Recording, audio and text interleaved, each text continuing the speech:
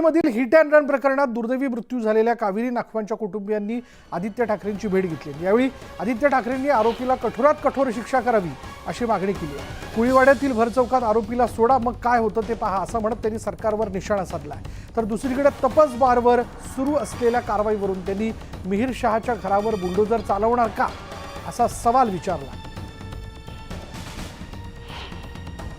Hit and रनची केस मर्डरच आहे आणि ह्याच्यात शिक्षा ही सगळ्यात कठोर झाली पाहिजे। जर आपण त्या परिवाराच्या डोळ्यात डोळे घालून पाहिलं तर त्यांच्या मनातलं राग दुःख हे सगळं दिसत आहे। नाखवाजीने तर त्यांच्या डोळ्यासमोर पाहिलं हे सगळं आणि एवढं भीतीदायक गोष्ट, एवढी भयानक गोष्ट ह्या मुंबईत होऊ शकते, आपल्या महाराष्ट्रात होऊ शकते।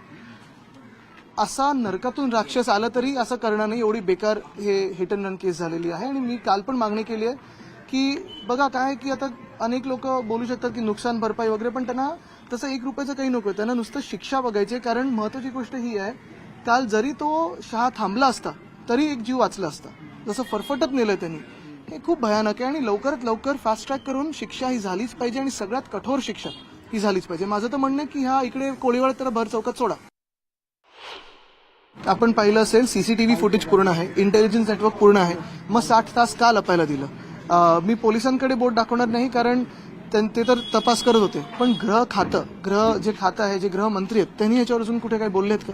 महत्वाची गोष्ट म्हणजे शिक्षा आता काय होते ह्या सरकारकडून अपेक्षित आहे। मिहिर राजेशाला काय शिक्षा बसणार हे बघायला पाहिजे आणि पुढची कारवाई कशी असणार। तुम्ही इकडे तिकडे बुलडोजर चालवा, तुम्ही नाकाबंदी लावा, पण त्या मिहिर राजेशावर बुलडोजर चालणार आहे का? त्याच्या घरावर चालणार आहे का? हा मुख्य प्रश्न आहे। तुम्ही इतर जे कोण असतील, मग रस्ता कोणी बनवला त्याच्या घरावर न्याल, तुम्ही सगळं कराल, पण मिहिर राजेशाच्या घरावर चालणार आहे का बुलडोजर?